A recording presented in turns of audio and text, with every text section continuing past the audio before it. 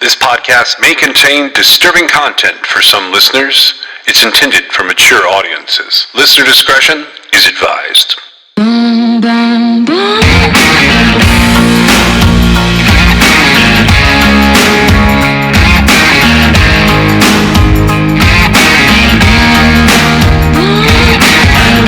This is True Crime XS.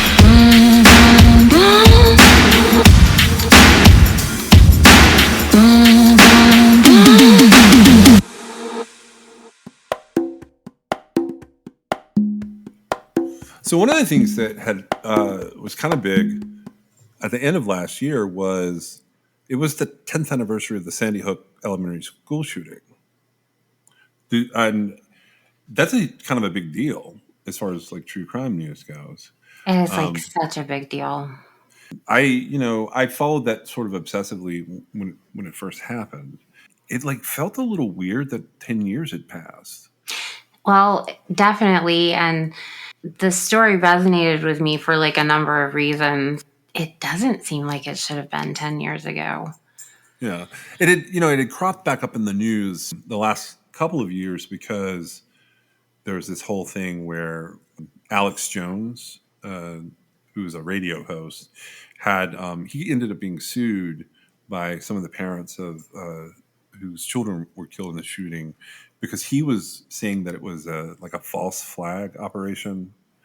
It was fake. Yeah, fake. What is the word that he used? Like some kind of crisis actors. Like he ran this whole thing on his shows talking about that for like a long time. So he ends up being sued and losing to the tune of like $1 billion. There were lawsuits that sort of like rolled throughout the years about people who wrote books about that case and talked about that case, the manufacturers of the guns related to that case.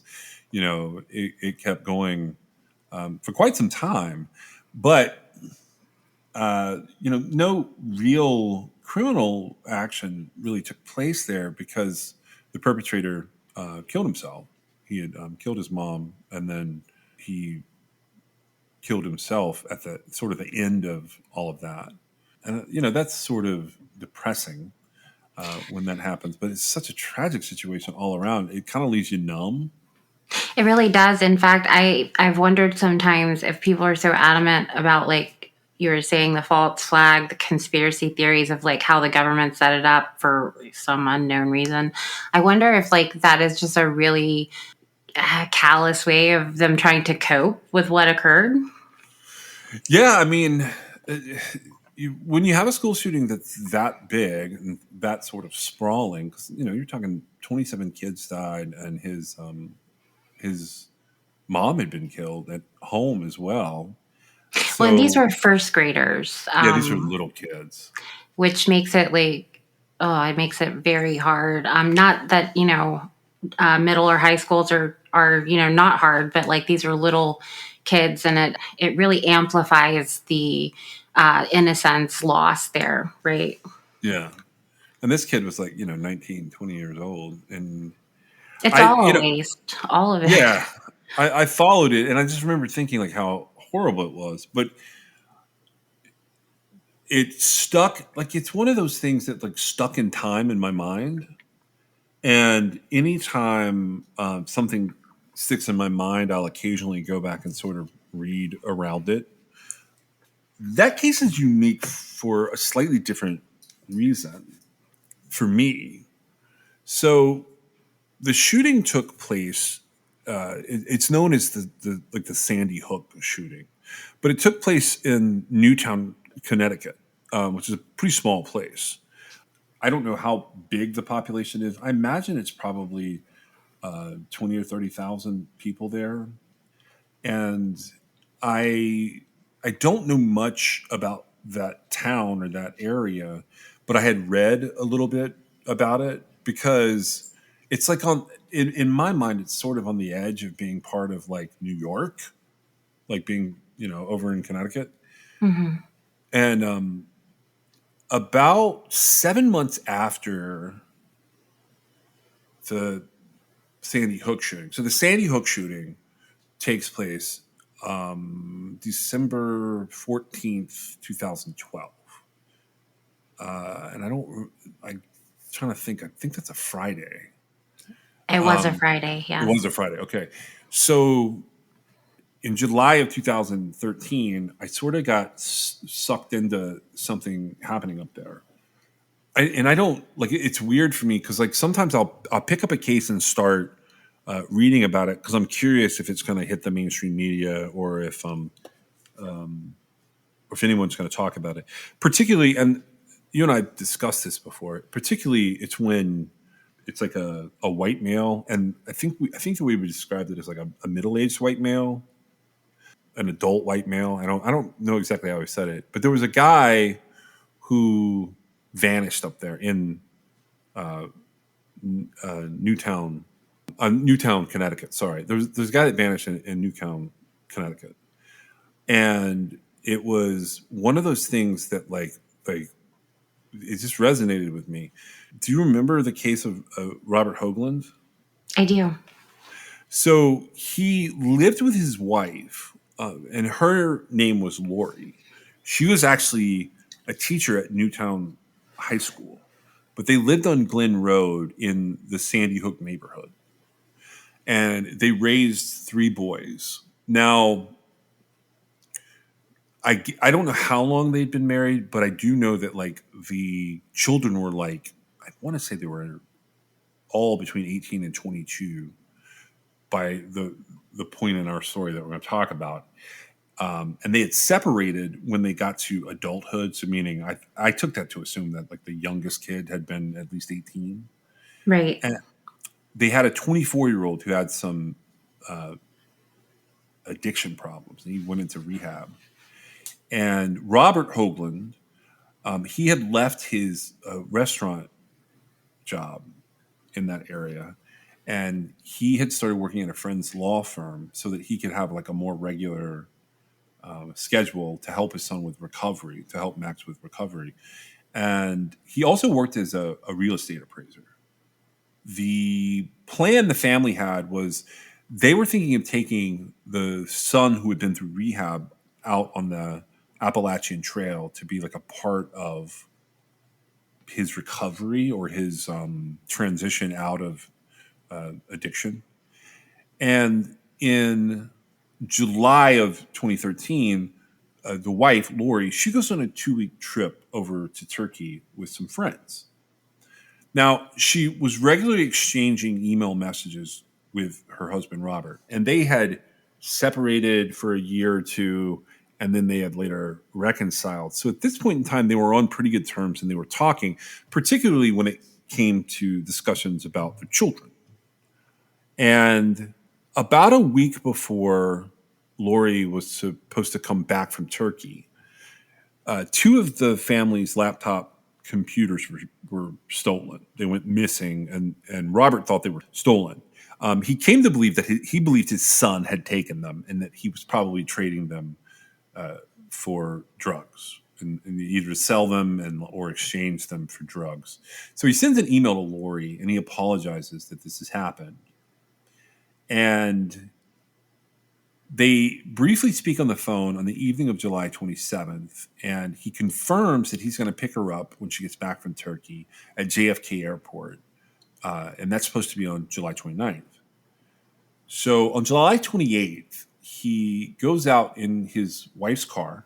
He buys bagels from a little local bakery in town, and he stops at a gas station. And security cameras record him paying for the fuel, and he buys a map at 6:45 a.m. on July 28th. This is the last time that Robert Hoagland is ever seen. According to Max, Robert did come home. So that's the last, like, I guess that would be public, for the last time he's seen in public. But according to Max, Robert comes home. They eat breakfast with the bagels that he just bought.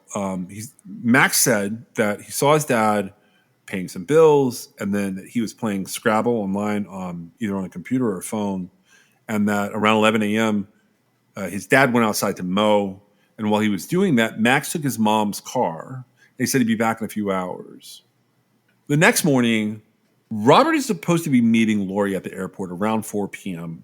She arrives at JFK. She calls their home phone and cell phone, gets no answer. She assumes that he's stuck in traffic or that his phone battery might be dead. In fact, she's quoted as saying that like frequently his phone would be without a charge. So she doesn't initially go home to Sandy Hook. Instead, she goes to a relative's home that's nearby, and she starts calling around to see if she can locate Robert. She talks to Robert's boss's wife, and he points out that Robert didn't show up for work that morning. So when Lori finally leaves the relative's home and goes to their home on July the 30th, Robert's not there. Inside, she finds his phone, his keys, his passport, his identification, and his medication. She finds his clothing is in the laundry. She can tell that he had mowed. There's like clothing that has like evidence that he had been out mowing. So Max's story sort of lines up. And she finds all the clothing that she saw when she goes to this mobile gas, or investigators go to this mobile gas station, and they get some footage and they ask her to verify that it's Robert in the footage. His car, which is a Mini Cooper, is still in the driveway. Now, the Volkswagen's not there, and that's because Max was driving it. But Lori assumes that her husband might have had some reason to go out and do an errand, or like something else might have happened. But then she hears from police in Bridgeport, Connecticut, that they had arrested her son. There had been a confrontation between Robert and some men that Max had allegedly took the laptops to either sell or trade for drugs.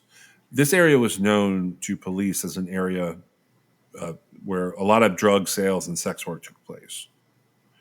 It's basically posted that it's like a curfew zone, it's a no-go zone, and Max ends up getting charged with third-degree criminal trespass for being there.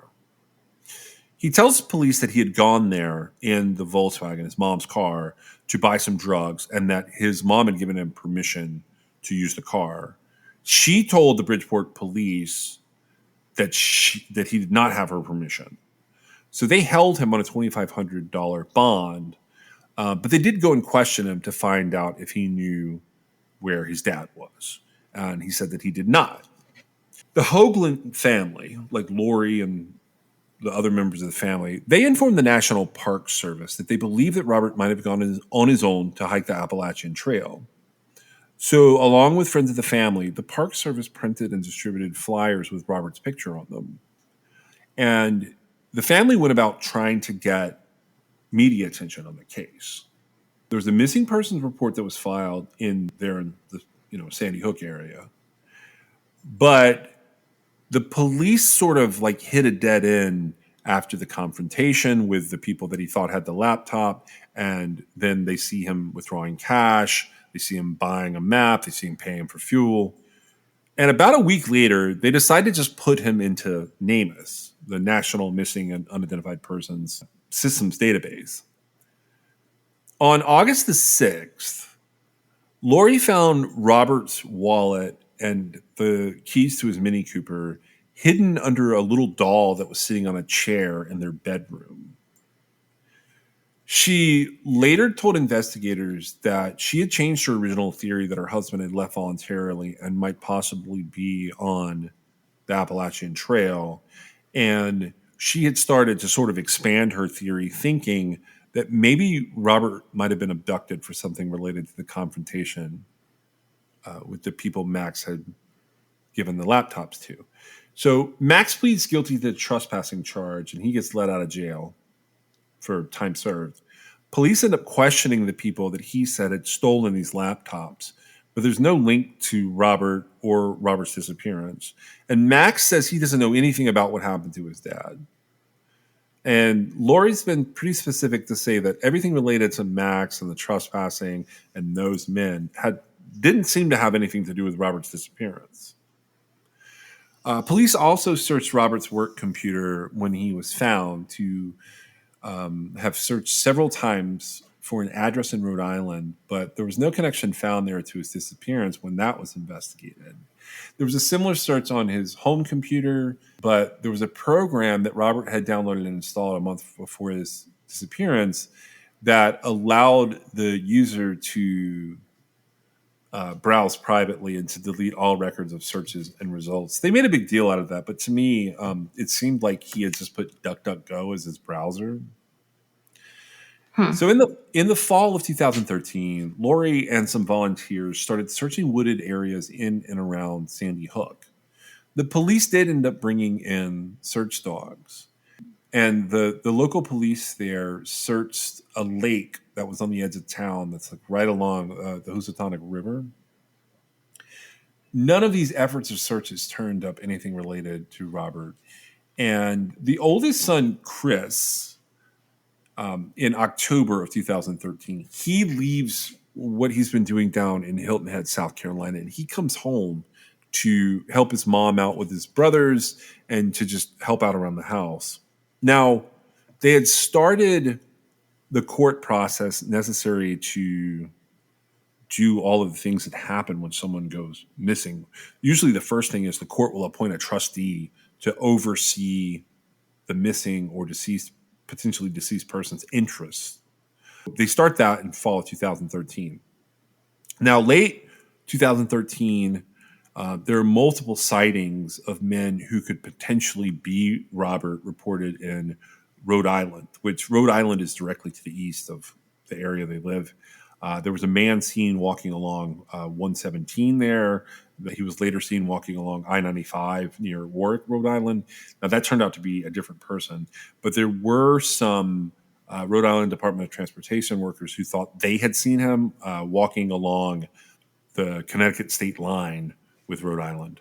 That man was never located, and police never determined his identity. In December 2013, for some reason, the Los Angeles Police Department started asking people in certain Los Angeles suburbs, including Hollywood, to be on the lookout for Robert. There were no significant sightings reported there, but there was one in January when someone reported that they had seen Robert in Brookfield, which is the town north of Newton in Connecticut. He was reportedly driving a car with New York license plates, but when police got there, they couldn't find him, and they reviewed sort of security camera and surveillance footage in the area, and they couldn't tell if it was actually him. On the one-year anniversary of Robert's disappearance in late July 2014, there was another sighting reported in Connecticut. And then a man told officials of the Putnam County, New York area at the sheriff's office there that they had seen Robert going into the county jail in Carmel, which is the county seat for Putnam, and it's not very far from Connecticut. And then he went in and then he left. So the only footage that they had from that instance showed the man on the outside of the building, but they couldn't identify him from that footage. So some friends of the Hoagland family complained about this being a particularly slow search, and they believed that the possibility of criminal activity was pretty likely in this case. The family did. Police ended up concluding that they believed he had left the area of his own accord.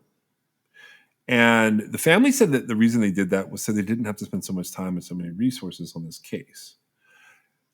In November 2014, there was another tip that Robert might be working at a restaurant down in South Carolina. This turned out to not be as much of a tip as they thought.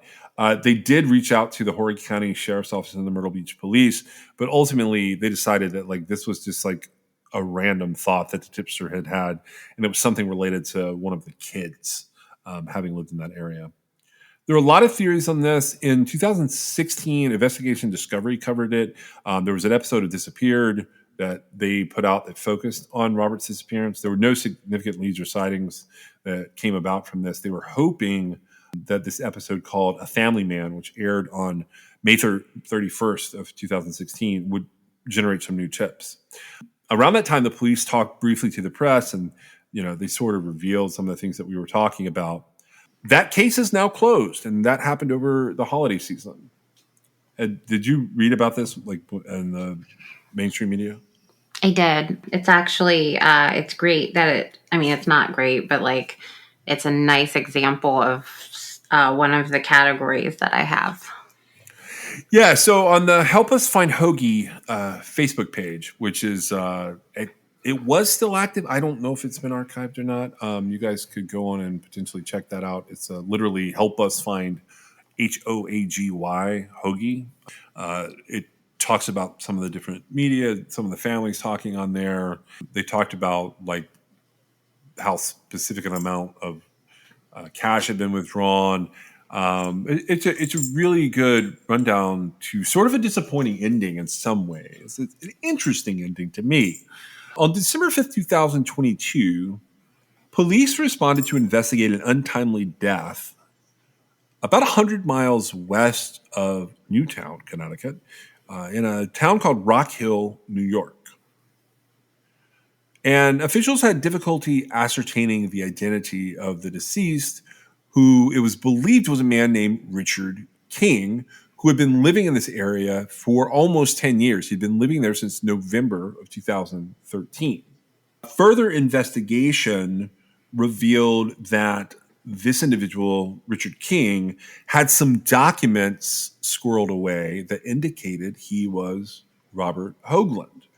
And Sullivan County officials, which is the county where Rock Hill is located, were able to work in conjunction with the Newtown police to confirm that this was indeed Robert Hoagland, living under a false identity 120 miles from where he used to live.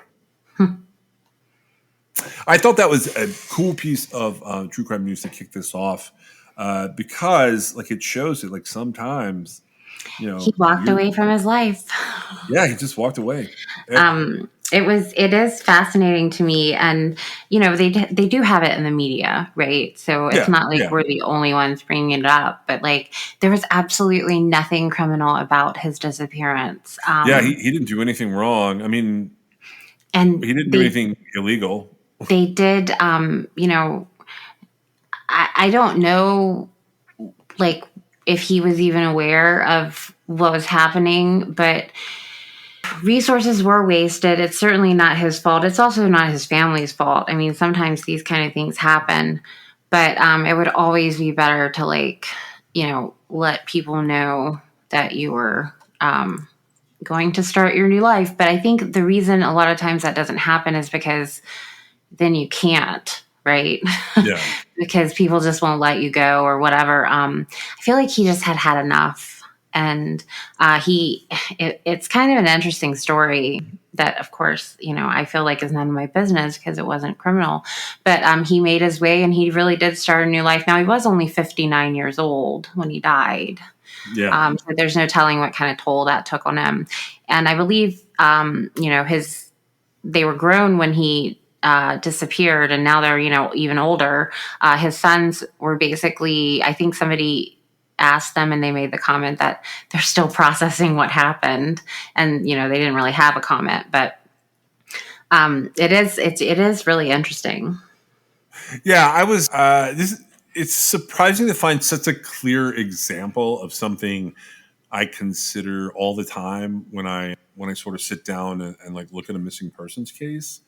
Right. He wasn't what anybody would consider to be a vulnerable missing person.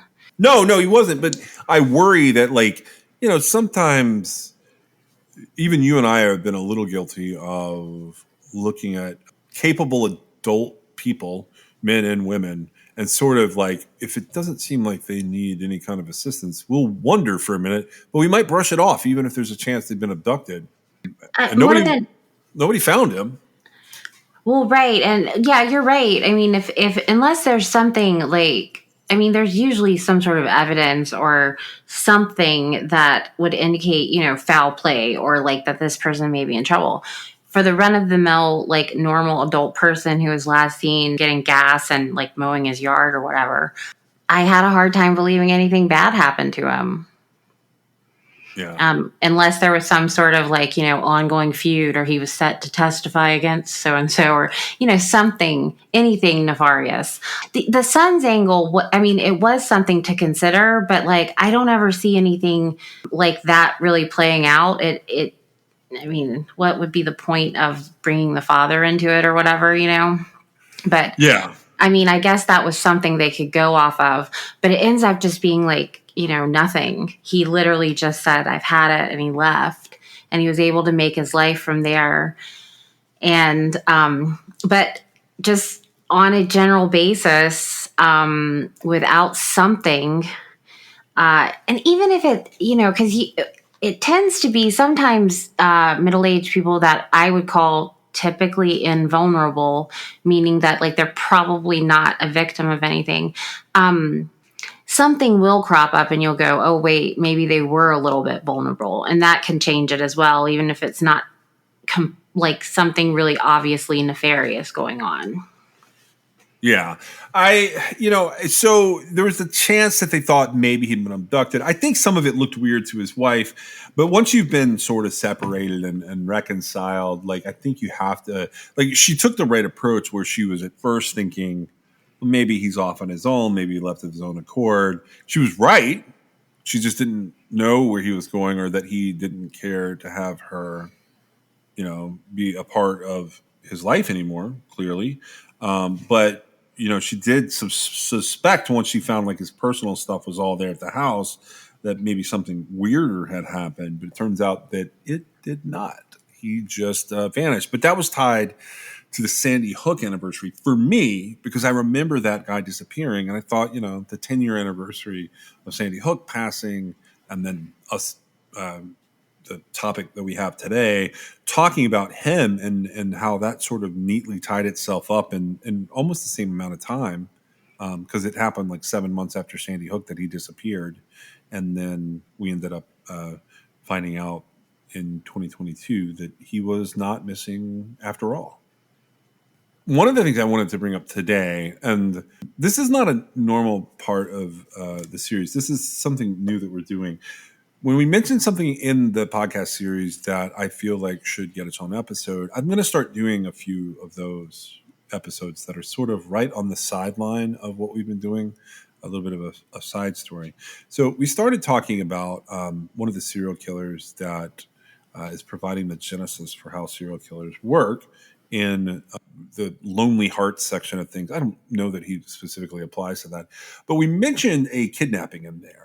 And I wanted to take today and talk about that kidnapping, because there is some interesting material out there about that. There's a book. There's a couple cool sources.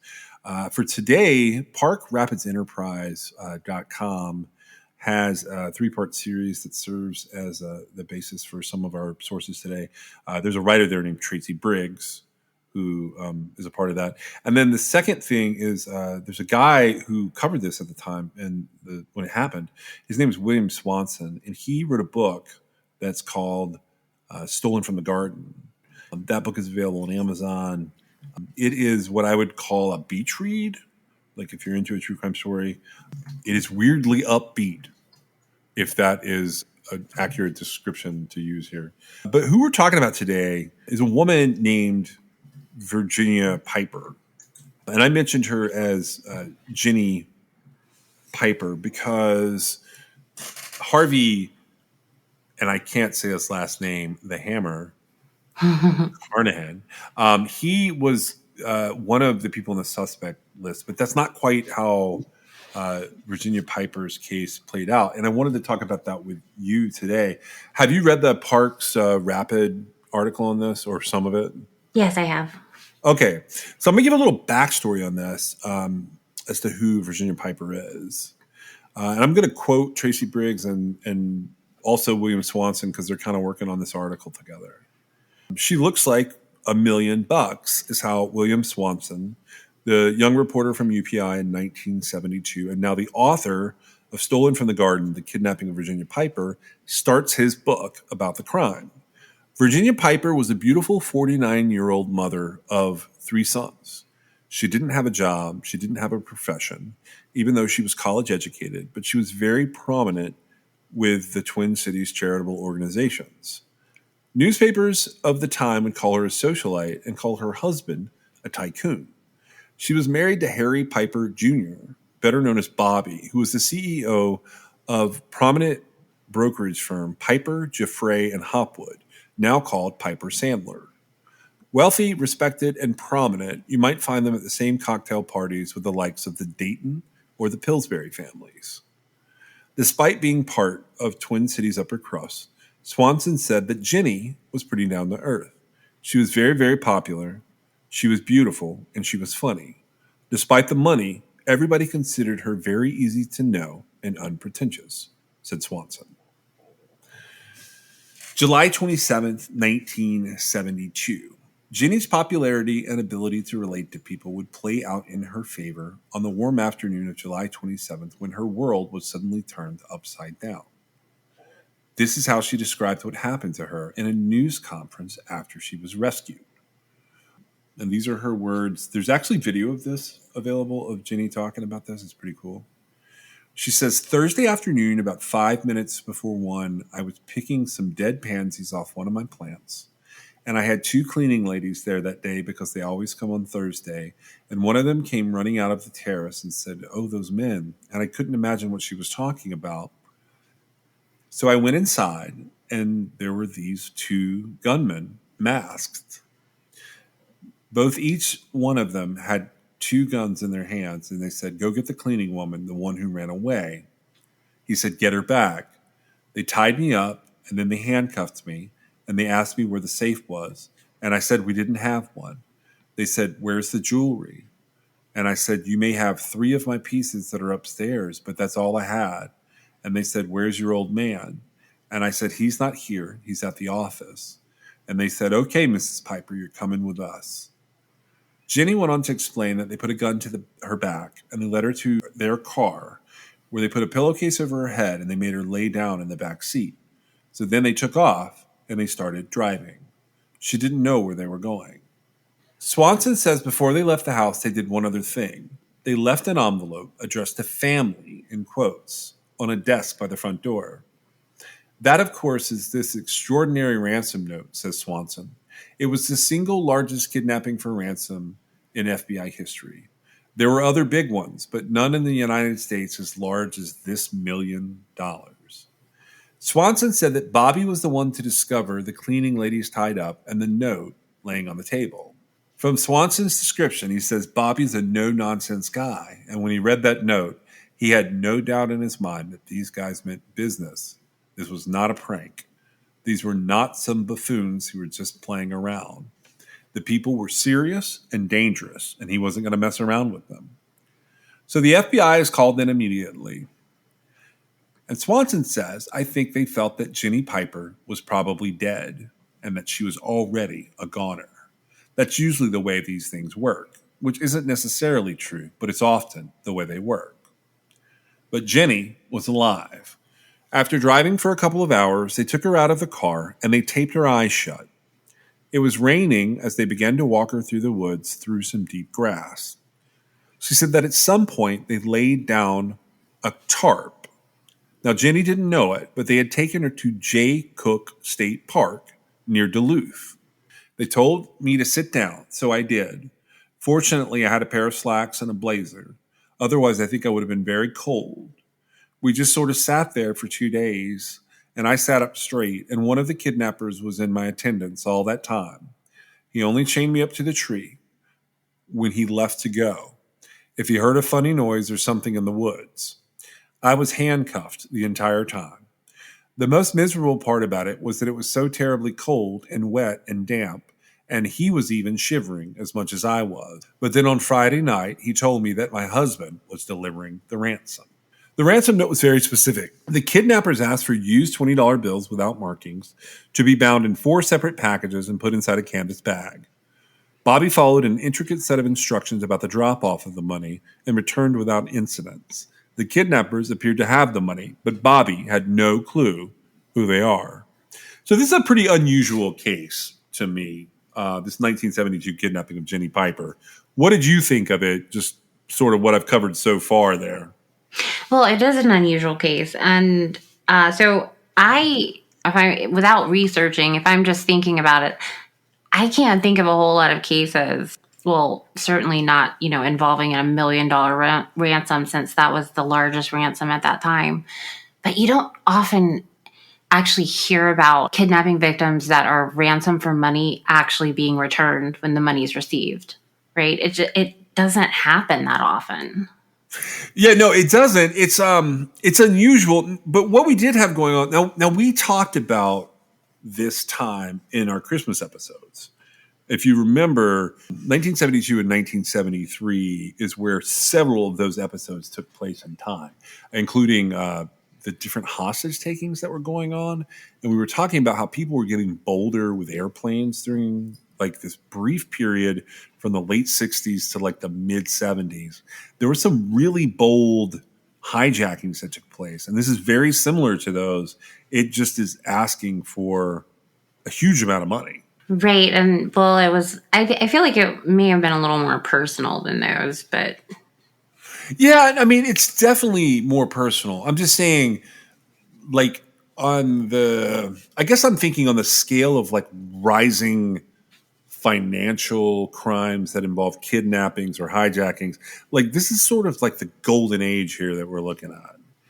It is, it's almost, my brain almost switches like you're interpreting fiction right now.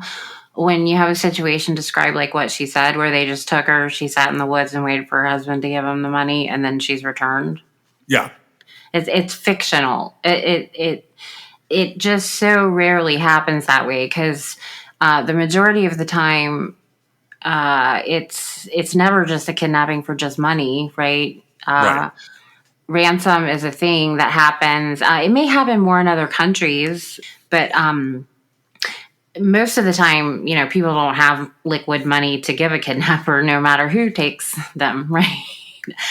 Yeah. And not to make it worthwhile, right? No, not this level, not at all. The elements that line up for me is the way they take her, the ransom note being there when she's gone, meaning there doesn't have to be really any further contact except, to work out the last part of it.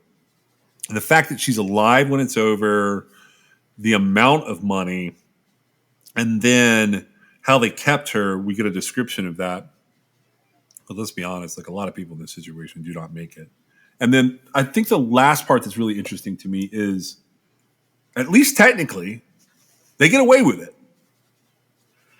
They do, which is also very odd considering the victim was, still alive at the end of it.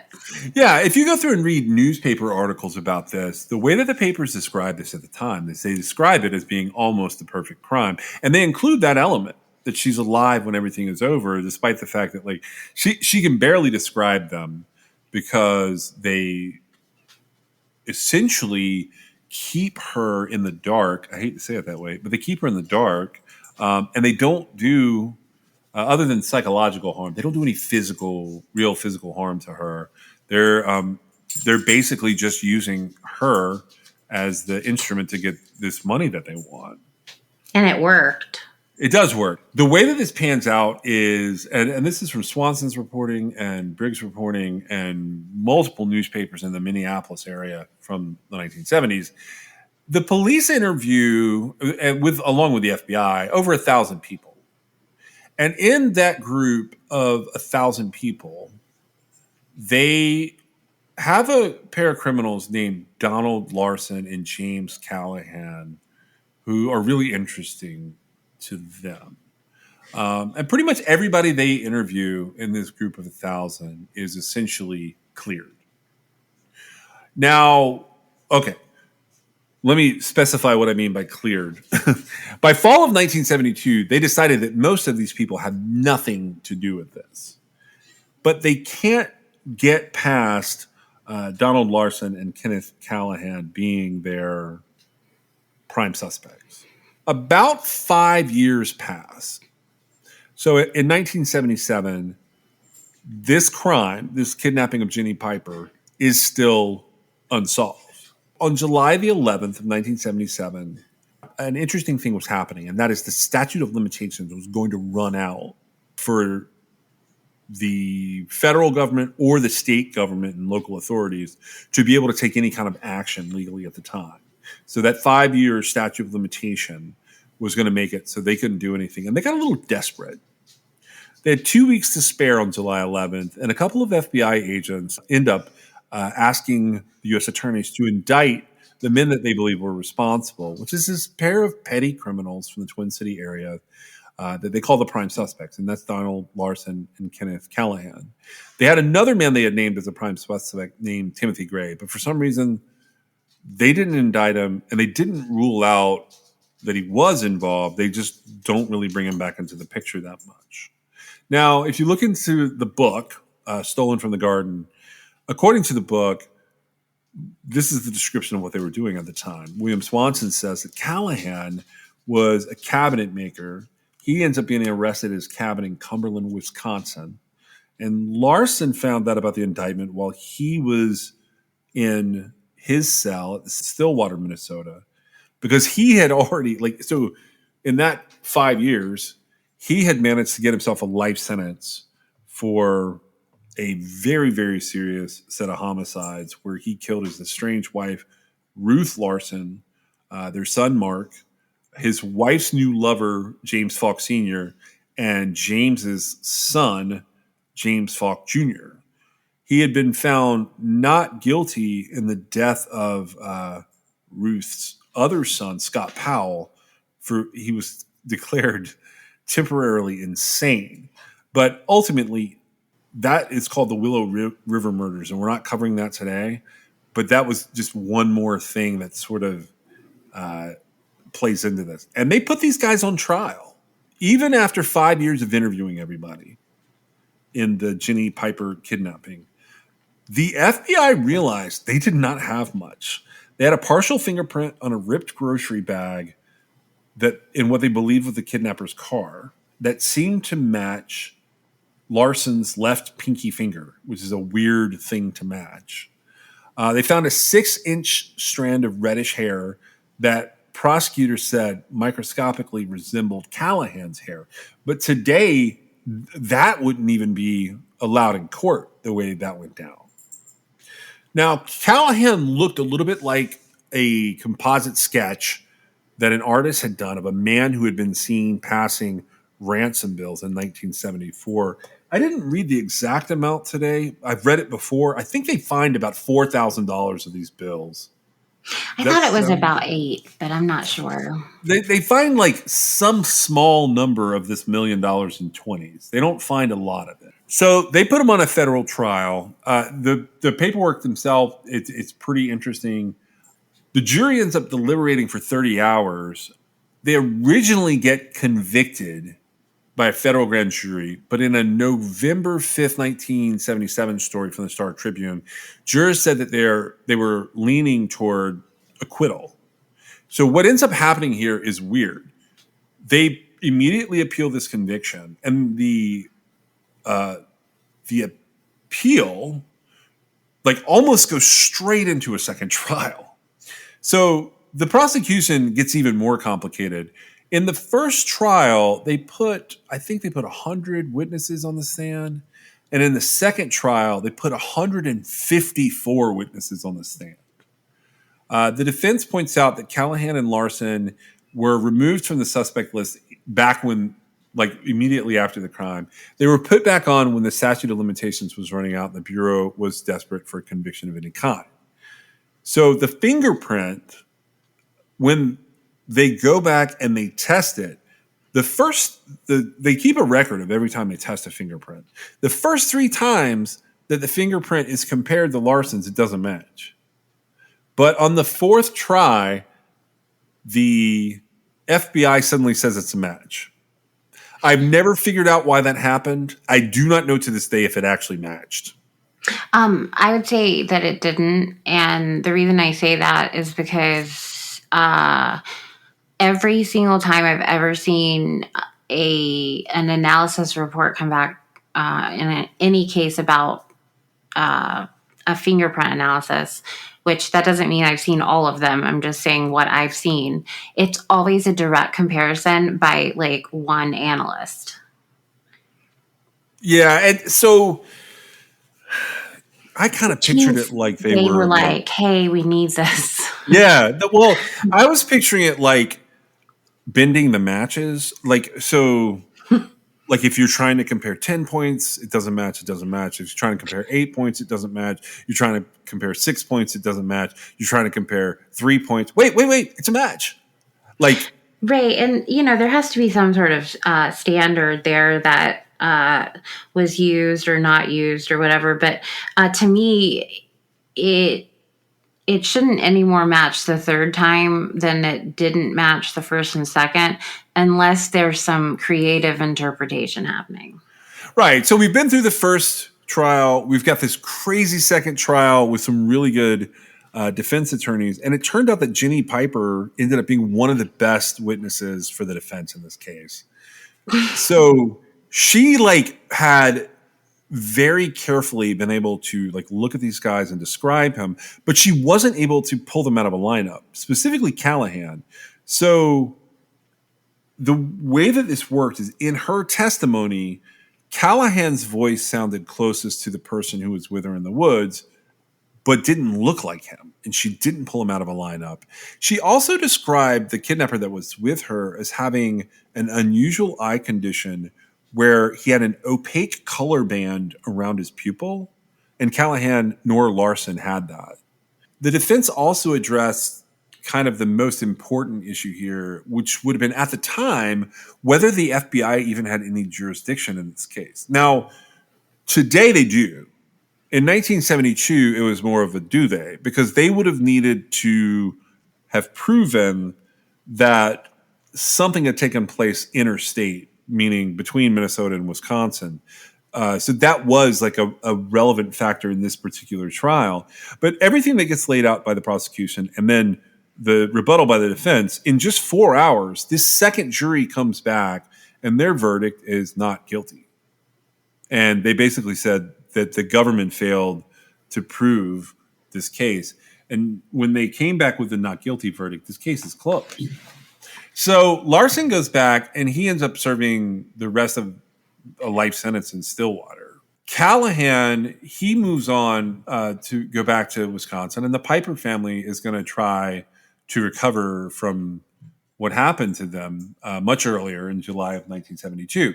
So there's some questions they point out in here, what are the most asked questions? There's a lot of the people involved in this case are gone. They have passed away.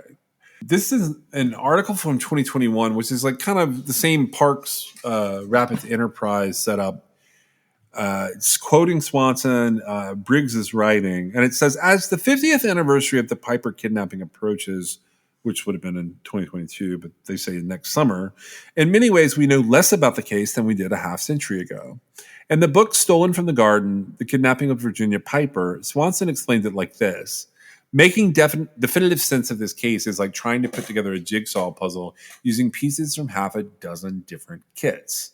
Many of the people in the case are long gone, leaving any new theories to be raised by those with secondhand knowledge of what happened, or perhaps descendants of those responsible who could come forward with credible evidence.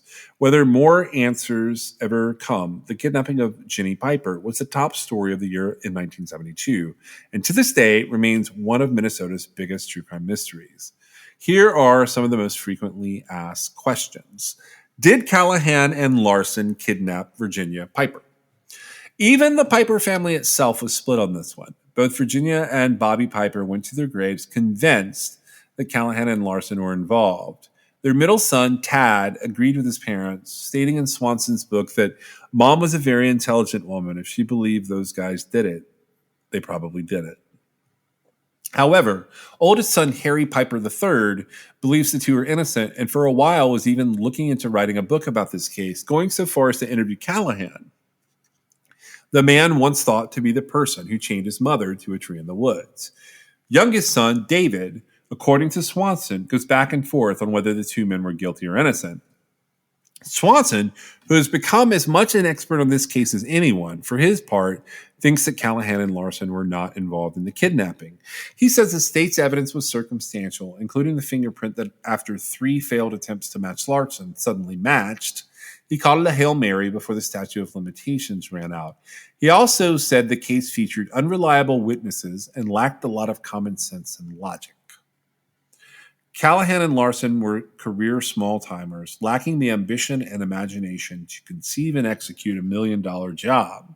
But retired Pine County Deputy Jerry Olson in 1976, a 20-something deputy who dealt with Larson when he murdered 5 people, has another take. I might agree that Larson might not be the mastermind, but he's certainly a capable participant, and he wasn't that stupid. He played dumb, but he was pretty shrewd. Some have theorized that Swanson and Larson were simply the grunts tasked with carrying out the plan that a more sophisticated, intelligent criminal mastermind designed. In the past 50 or so years, while Callahan and Larson certainly didn't live like kings on any $1 million ransom, they also seemed to come up with money whenever it was needed. Pine County Attorney Reese Fredrickson said Larson bought the Willow River property. This is where the murders take place. He built an expensive garage and he paid his wife $4,000 for their pending divorce shortly after the kidnapping, despite the fact that he was on food stamps and unemployed at the time. Fredrickson said, so they always wonder, where did he get that money for that? But Swanson said Larson's personality also makes it unlikely that he was involved. Don Larson was an inveterate blabbermouth. They called him the Mouth. That was his nickname. He would have been the most popular inmate in the system because he pulled off the largest ransom kidnapping ever and was not convicted for it. So do you think he would have kept his mouth shut for it? No. Another question is, were the Willow River murders related to the kidnapping? On the surface, the murders in Willow River seem to be a clear case of a jilted husband violently losing control in a jealous rage. After all, Larson arrived at his former house to find his estranged wife and her lover packing up his truck to move her out. But some, including police and the FBI, theorized that the jealous rage could have just been an excuse, the easiest story, and the murders could have been a way to cover up Larson's earlier crime of the Piper kidnapping. Sergeant Jerry Olson, who was the first deputy to arrive at the murder scene, didn't know the FBI suspected Larson in the Piper kidnapping, but that changed when he was asked to stay overnight at the crime scene.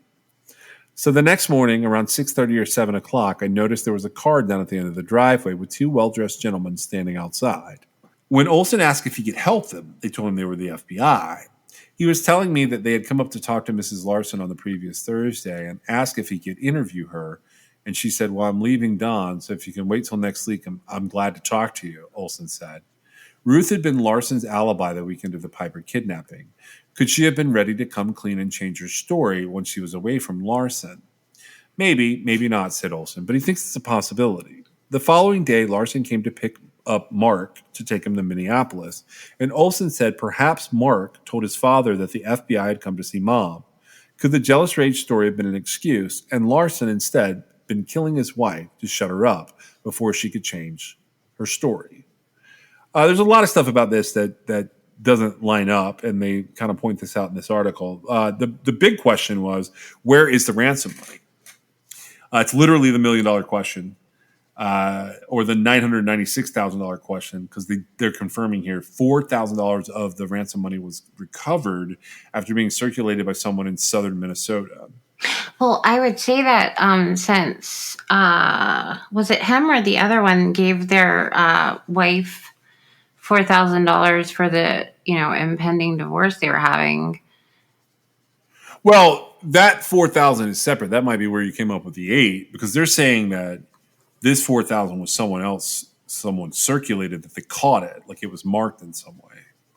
I don't know. That's a lot of money. I never saw the distinction between the two $4,000 situations. It was my impression that they were saying without saying. I'll buy that for $1. Yep. That it was very strange that the same amount of money he gave ended up coming back. And I don't know how they tracked it or whatever, right? It doesn't go into detail. But that would be her spending that money that he had given her. Could be. Yeah, it absolutely could be. So should would-be treasure hunters go out to the Willow River property to look? No. Yeah. Olson, Swanson, they all say It's highly unlikely there's anything there. Olson says the FBI went through there with backhoes and they tore the place apart looking for it, and they didn't find anything. He says anything is possible, but he thinks it's rare, not likely that it's going to be on that property. If it's buried somewhere, it's probably buried elsewhere. Pine County Attorney Reese Fredrickson comes back in, and he says that he's been told by Larson's family members he wasn't the kind of guy who would have buried something. He would have hid it in the rafters, whatever that means. He said he had someone come to Reese and say that her theory is that when the house was torn down, that whoever owned the property at the time got the money out of the house, and that's why they tore it down. Other theories suggest that whoever kidnapped and collected the ransom money spent it or laundered it through legitimate businesses years ago, which is what I have some thoughts on that were kind of related in the last episode. I believe that Harvey and his brother had the money, and I think that they bought a gas station. And how would they have gotten it? The money? I think they were the kidnappers. I don't think Larson or Callahan had anything to do with it. I think those others. They lived up in Minnesota back then. And so he wouldn't have been in jail yet, right? No, he was not in jail at the time. We worked the timing out where it looks like it could have. But he committed like more crimes afterwards that he did go to jail for. He's alive. We could ask him. Yeah. So Harvey's in jail. He's a serial killer that's in jail that we talked about. Right, but what I'm saying is, like, so he had spent time in jail, got out of jail, and then we see that. So he would have done this sort of in the meantime, between the time that he had already spent time in jail, and then he would go back to jail. So my question is, like, do we know anything? What do we know about his brother? Did he go to jail for murder or anything like that? No, he had done some stints. I don't know the end of his story. He's one of those that I could probably find it. But so this is July 27th, 1972. So here's the way I ran this down. This is crazy. But between 1969 and 1972, Carnahan received and I'm saying his name weird again, but Carignan received 7 speeding tickets. And several of those speeding tickets were in Washington and the rest were in Minnesota. He was from Minnesota, though. Like, he had ties to Minnesota. You know what I mean? Right. I was just curious because, like, I don't see him as the type of person who would have just, like, kidnapped a woman, sat with her out in the woods, and then given her back. No, I thought that was the brother. See, and that's possible. Definitely possible. I would be interested to know that condition she described is pretty specific. The cloudiness around the eye or whatever. Yeah, the ring around the eye. And it also, but here's sort of what I didn't get from. I believe that was a 3-part series. But here's what left me with more questions was like, okay, so she went to her grave thinking that they were involved, right? The guys that were on trial for it. And, but yet, she got, she had this very specific detail about one of them and neither of the guys had it. Right. And like, nobody bridges the gap there, I guess. That's a really good point. And I guess maybe a little bit like when they were saying, maybe they weren't the mastermind or whatever, but they did the work. But that still doesn't explain that gap there where she's saying, I looked at him, he had this whatever, I can't remember what it was called, but it was a opaque ring around his eye. And so she saw him very close, right?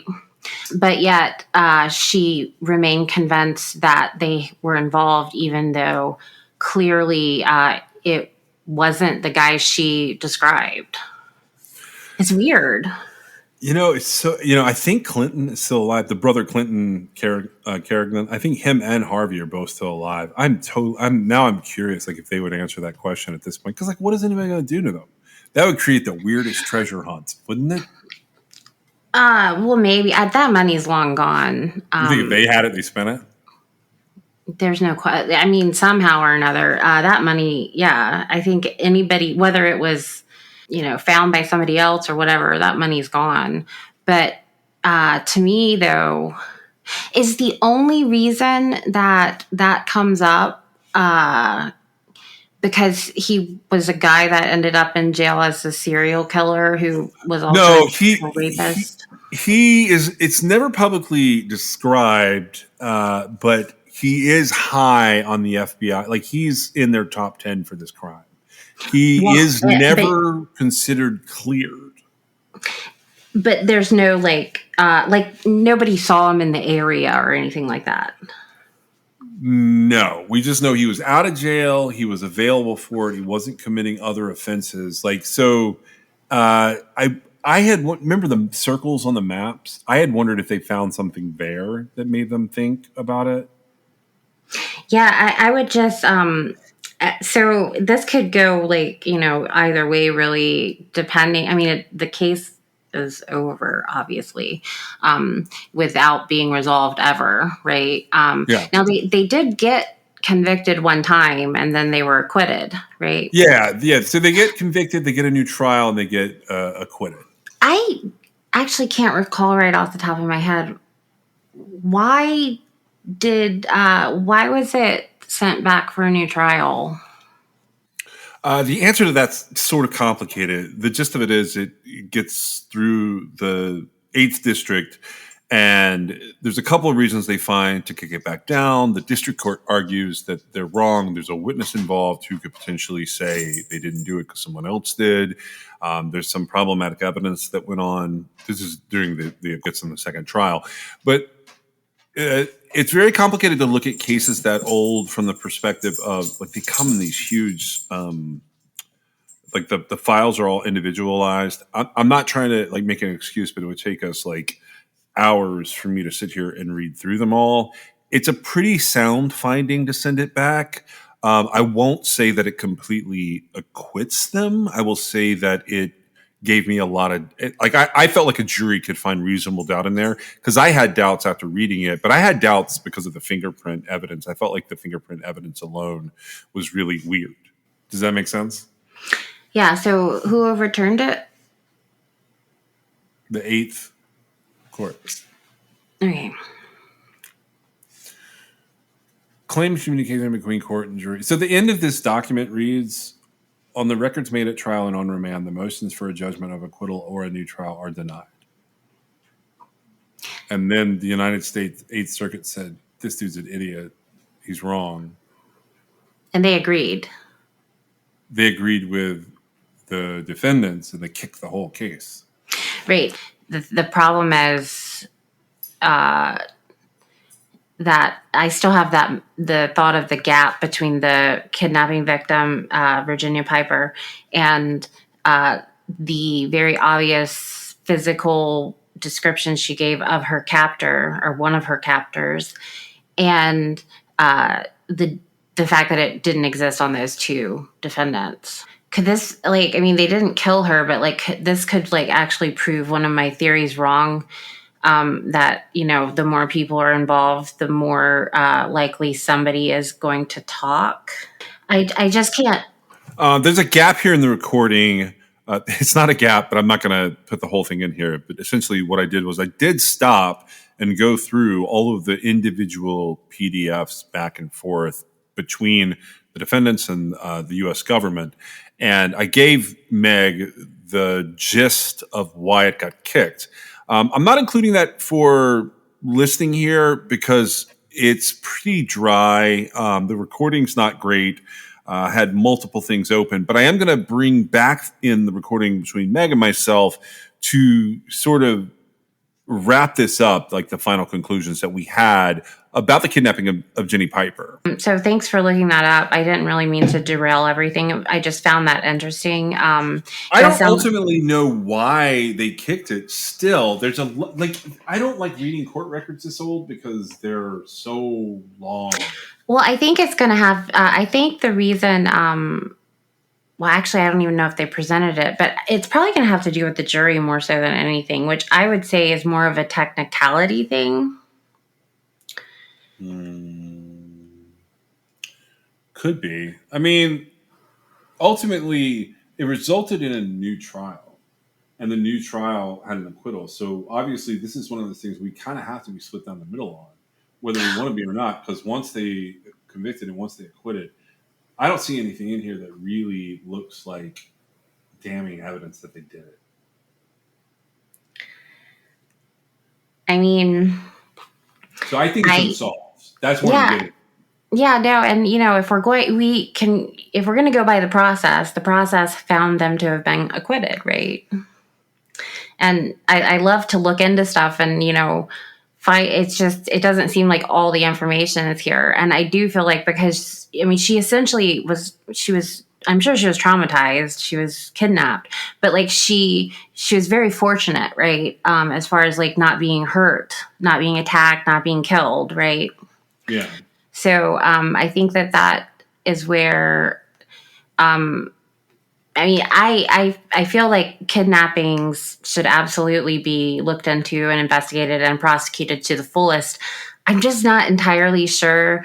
It seems like from the jump here, like they admitted the statute of limitations was about to run out, and so it's like they picked the people that they thought they had the most with. I guess it doesn't even seem to me like they even thought they could actually convict them. It's just who they had the most about to present, right? Yeah. And I don't know that that's necessarily how we want, criminals being prosecuted.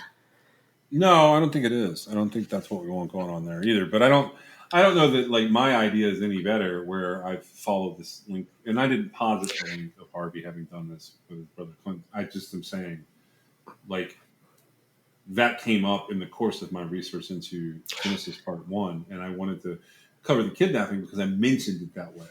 I will say that I would believe that brothers would do something like that and possibly keep it quiet. Yeah. I could see that. Brothers would be more reasonable, especially brother criminals. I think that would be more reasonable. Yeah, and this wasn't a violent crime, and so if his brother was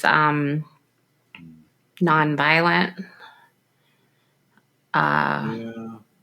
I don't believe though that the serial killer would have, not in between those two things. I doubt very seriously he wouldn't have attacked her, at least. Yeah. And she never mentions that, and I assume that that's the case. So the other thing is, I've always wondered. I've wondered since we've been looking at this case, like, it seems hard to fathom that her husband didn't have any idea who it was. Why do you say that? Like, you think he just knew, or you think like he should have known from the drop, or like? It just seems like I picture he had a list in his head. Well, sure, that's what I mean. Like, because I guess maybe they exhibited the wealth, right? As far as the way they lived or whatever. But so it would have to be somebody that had information about them. And see, this may be naive of me, but I don't really think that anybody would take me and then ask my husband for $1 million, right? No. But if the circumstances presented themselves, it seems like my husband would be able to come up with a very short list of people that might have a motivation to do that, right? Yeah. Because even like when you look at somebody that lives in like a huge house and seems well-to-do, the odds of hitting a kidnapping target that's actually going to be able to produce $1 million cash the next day is highly unlikely. Yeah. And so because it all came together like it did, it makes me wonder, like, somebody, it seems like, should have been able to narrow that down and say, okay, I think it might be blank. And I don't know what the answer is. I'm not saying he was involved or anything. I'm just saying, like, a lot of times you can find, and I'm sure he thought that to himself as well, right? And he must have just come up empty. But the victim and her husband, they both believed the men who were put on trial, convicted, it was overturned, and then they were eventually acquitted. It says they believed that they were involved. Yeah. And so to me, that speaks volumes, right? And there's so much of the story, it seems like the narrative kind of skips over. And to me, while she didn't die and she was just a kidnapping victim, it's it's fascinating. It really is, because of the intricacies of what happened here, and how nobody ever, justice was never served for her kidnapping. Yeah. I think psychologically it's probably traumatic, but I don't necessarily know that like her life changed all that much because of it. She seemed to have a very good attitude. Yeah, she definitely does. Well, that's all I got on this one. You got any more for Jenny Piper? Yeah. So this is my absolute last thought on this case. And then we'll move on to the next one. $1 million in 1972 would be worth $7.1 million today. That's a lot of money. Thank you so much for joining us today. I would ask, if you guys like the show, please share the show, or you can go onto your favorite podcast app, whether it's Apple or Google or one of the more interesting apps, Spotify, Overcast. We're on all those different things. If you could go on there and leave us a rating or a review. I'm not going to ask you to leave us a 5-star review, but like whatever you think of the show, leave an honest review of the show, because that will help us to grow our audience in season 4. We are sponsored by LabRottiCreations.com. You can check them out at LabRottiCreations.com, and you can still use the code CRIMEXS for a fun pop pet portrait of your own pet. You can also reach us on Twitter, Instagram at TrueCrimeXS, or you can give us a call if you know anything about any of the cases that we're talking about at 252-365-5593. You can also reach us at Gmail at truecrimexs@gmail.com, and you can check out our website at www.truecrimexs.com. We'll see you next time.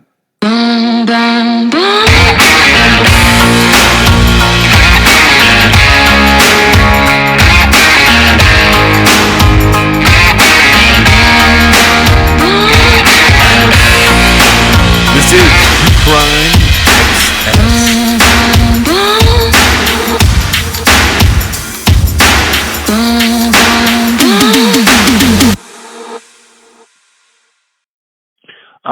When we started talking about making a podcast, it was one thing.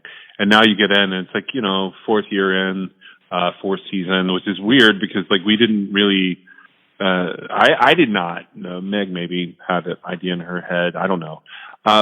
We didn't know that we were going to keep going with the podcast. We just liked the idea of doing the research. And what was weird was we knew we were going to keep doing the research even if we weren't doing it. So this first part, there's several episodes where I call them Genesis episodes because we're looking at what makes these serial killers. I know we started with the Lonely Hearts Killer. It's kind of a strange place to start, but it's the type of killer that was going on that had like sort of this golden age feel to it. And we wanted to go back through and address multiple serial killers along the way where we were doing these pretty deep dives. Now, today's episode is a tangent episode. It's actually like part 1A. It's not part 2 of this little series that we're doing because part 2, it's weird. We don't actually get to the serial killer for a couple of episodes. But the whole point is to give you background like around other people or similar people, or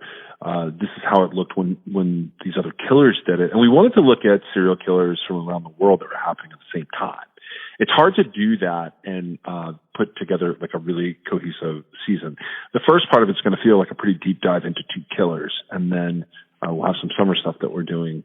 And in the fall, we're going to start tying up what we've done with these origins here with some more modern killers that we really don't know anything about them for some really specific reason. There's 3 or 4 of them in a row that they have something in common that's very difficult to describe by just saying it. You have to show it happening. And that's why we were doing these series. This is technically a bonus episode for the first week. It's not actually a regular episode. It was not in the planned episodes, but we will have more of those coming out starting next week. They may take a minute or two to get edited into the feed, but we've recorded some very interesting stuff about these killers that we hope that you're going to hang out for season 4 and listen to them. But I wanted to say Happy New Year and to say thanks for listening to True Crime Access. It's kind of a big deal for me. Thanks.